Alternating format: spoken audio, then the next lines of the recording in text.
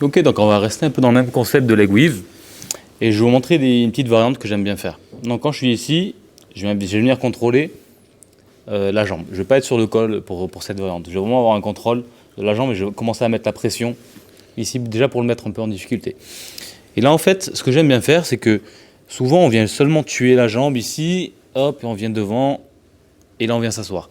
Sauf que quand vous faites cette variante, vous êtes vulnérable à partir de ce moment-là. Quand vous êtes ici, souvent le mec il va venir vous déséquilibrer et commencer à vous renverser sur l'avant. Donc ce que j'aime bien faire, c'est venir en fait plaquer le pied au sol. Donc je suis ici et je vais venir pousser et je vais le forcer à mettre le pied au sol. Regardez, ici. Là, essaie de lever ton pied. Une fois que son pied il est au sol et que j'ai bien la main comme ça et le bras tendu, il va plus pouvoir en fait enlever sa jambe du sol. Vous voyez la différence qu'il y a entre faire ça, ici, et faire ça. Je plaque vraiment son pied au sol. Là, il n'a aucune force, il ne peut pas en fait décoller. Et là, ce que je vais venir faire, c'est que je vais venir m'avancer sur lui, je vais avancer mon genou et je vais venir caler, regardez, ce genou sous sa jambe en levant un peu ici. Et je vais le mettre à genoux directement. Là, en fait, je saute une étape, mais je ne suis pas vulnérable à un déséquilibre avant, à aucun moment. Ce qui est important, c'est que ce genou, il rentre un peu à l'intérieur. Il ne faut pas qu'il soit ouvert. S'il est ouvert, ma tête, elle va naturellement être de ce côté. Et là, elle va pouvoir me déséquilibrer. Alors que si j'ai le genou un peu à l'intérieur, ma tête, elle va être centrée à lui ou un peu sur son épaule opposée. Et là, je suis vraiment dans le bon angle pour commencer à mettre la pression. Si ma tête, elle est décalée ici, je suis en déséquilibre. Donc là, c'est super important d'analyser où votre tête se situe. Ma tête, il faut qu'elle soit au minimum face à la sienne. Et le mieux, c'est du côté où vous avez plaqué les jambes. Si ma tête, elle est du côté de l'épaule opposée, là, il va kicker avec sa jambe et je vais être en déséquilibre. Donc toujours la tête au minimum centrée ici ou décalée. Donc on est là. Donc au lieu de venir, ça marche très bien aussi de venir faire ça et de venir commencer à plaquer. Sauf que si vous avez l'opportunité de mettre le pied au sol, vous gagnez en fait une étape. Vous êtes ici et là vous venez directement à genoux ici. Là souvent mon adversaire il va avoir une saisie au pantalon, il va saisir le pantalon avec sa main très fort.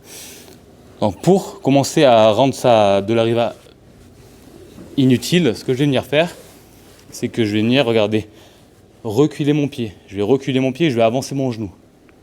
Ici. Là en fait la pression que je mets ici, sa jambe elle emprisonne son bras et là il est en train de sentir que sa de l'arriva elle est plus du tout utile. Son grip il sert plus à rien.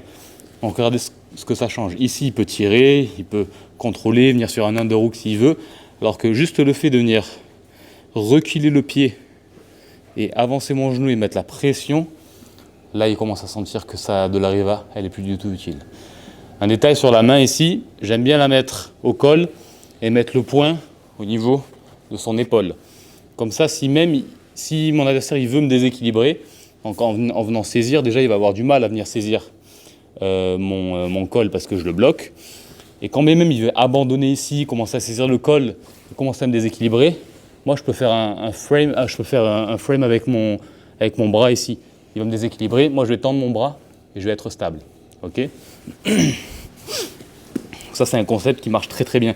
Je suis ici, je mets la pression au sol et je rentre. Cette main elle vient directement se connecter contre l'épaule. Là je viens reculer, regardez comment je recule. Des fois ça peut même casser son grip. Quand je viens reculer ici et commencer à mettre la pression. Si le grip il se casse comme on vient de voir ici, je peux partir sur l'arrière, regardez, contourner ses jambes et commencer à passer. En revanche, si mon adversaire a un très bon grip et je n'arrive pas à venir casser son grip, je vais venir faire un shin slice en fait à partir de cette position. Donc je vais sortir mon genou ici et je vais commencer à le mettre au sol. Là. Et là quand je vais faire ce mouvement, son grip il va casser. Et là plusieurs options comme vous connaissez. On a le leg weave ou s'il force on revient sur un knee cut. Moi ce que j'aime bien faire c'est venir contourner ici et mon bras il vient contre sa jambe pour pas qu'il puisse recomposer. Si je reviens ici, regardez sa jambe elle est libre, il peut venir pousser et il peut venir m'embêter. Donc mon coude, regardez, il vient ici et je viens caler. Comme ça sa jambe elle est emprisonnée au sol. Et je peux commencer à passer. Donc cette variante, elle va vraiment fonctionner quand je sens que sa jambe, elle n'est pas vraiment en tension, qu'elle est un peu molle. Il a la jambe un peu molle, ok, je me dis allez, let's go, je la mets au sol. et je viens ici. Je me mets bien stable, le genou derrière, bonne tension, le bras qui vient saisir le lapel. Et là, je recule mon pied, ici. Tac. Si le grip il reste connecté, j'oriente, shin slice et je casse. Et à partir de cette position, je suis focus sur l'orientation de sa jambe. Si elle est ouverte, je pars sur un knee cut. Si elle est fermée, leg weave. Si elle est un peu neutre, ce que j'aime bien faire, c'est venir décaler, sortir ma jambe et venir passer comme on a vu. Donc vous avez 3 options. La jambe elle est ouverte, knee cut. La jambe fermée, leg weave.